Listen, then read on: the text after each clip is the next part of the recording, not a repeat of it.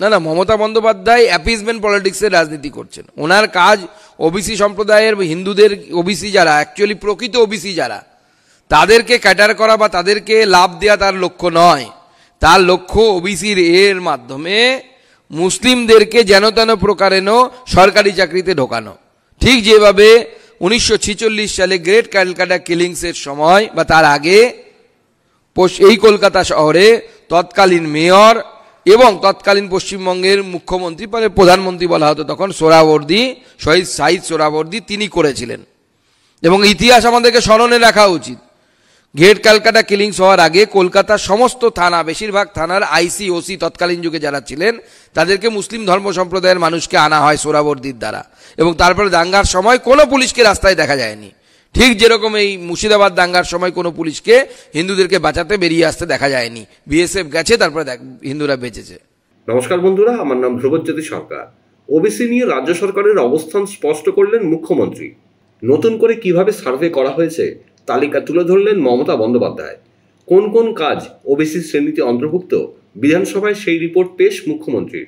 কোনো ধর্মের ভিত্তিতে কাউকে ওবিসি কোটায় আনা হয়নি। আর্থিকভাবে যারা পিছিয়ে পড়েছেন তাদের ওবিসি ক্যাটাগরিতে অন্তর্ভুক্ত করা হয়েছে। শুনুন এই বিষয়ে কি বলছেন বিজেপি রাজ্য সভাপতি সুকান্ত মজুমদার। না, ওবিসির সাথে ধর্মের সম্পর্ক থাকার কথা না তো। এই ব্যাকওয়ার্ড ক্লাস কেন এই এসসি এসটি রিজার্ভেশন দেওয়া হয়? এই সম্প্রদায়গুলোর উপর কোনো এক সময় অত্যাচার হয়েছে কাস্টিজমের বেসিসে, কাস্টের ভিত্তিতে।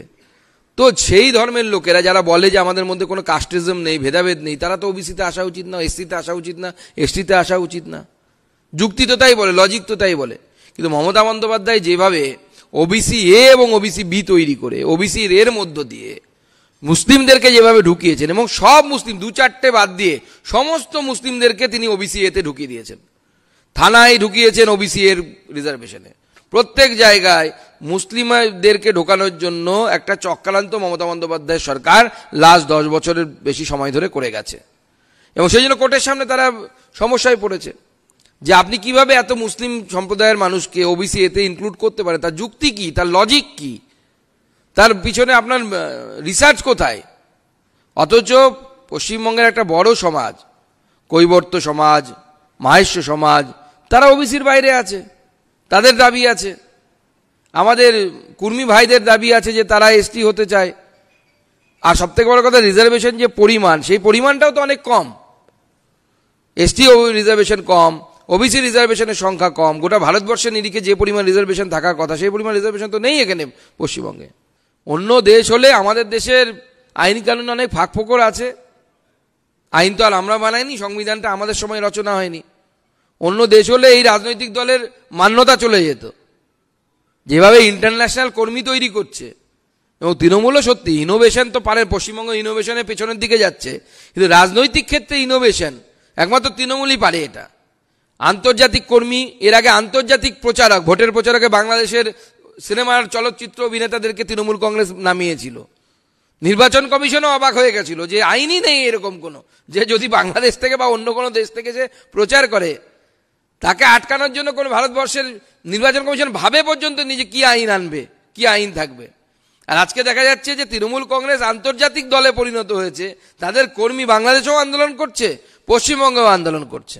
দেখুন, ওয়াজাদ খানকে যেটা গ্রেপ্তার করা হচ্ছে, যখন পুলিশের কাছে থাকে তাকে আমরা বলি পিসি, যাকে সাধারণত, যার ফুল ফর্ম হচ্ছে পুলিশ কাস্টাডি। বাট ওয়াজাদ খানের জন্য যেটা হয়েছে সেটা হচ্ছে প্রোটেকশন কাস্টাডি। প্রোটেকশন কাস্টাডি কেন? যাতে আসাম পুলিশ বা তার বিরুদ্ধে হরিয়ানাতেও নাকি এফআইআর হয়েছে এরকম আমরা খবর পাচ্ছি, তারা যেন ওয়াজাদ খানকে ধরে নিয়ে যেতে না পারে। তবে ওয়াজাদ খানকে আমি নিশ্চিত থাকতে বলবো, আমি আগামীকালই আসাম যাচ্ছি, আমারও দায়িত্ব আছে প্রেস কনফারেন্স করার। আসামের মানুষের আক্রোশ আমি এখান থেকেও কিছুটা বুঝতে পেরেছি। ওয়াজাদ খানকে আজ না হয় কাল আসাম নিয়ে গিয়ে ট্রিটমেন্ট করা হবে, এবং এমন ট্রিটমেন্ট করা হবে যে উনি আর জীবনে এই ধরনের পোস্ট করার সাহস দেখাতে পারবেন না, যেটা তিনি আমাদের মা কামাখ্যা নিয়ে করেছেন। বন্ধুরা, ভিডিওটি ভালো লাগলে দয়া করে লাইক শেয়ার করে দেবেন, আমাদের পেজটা ফলো করে নেবেন, আর আপনার মতামত কমেন্ট করে অবশ্যই জানান। ধন্যবাদ।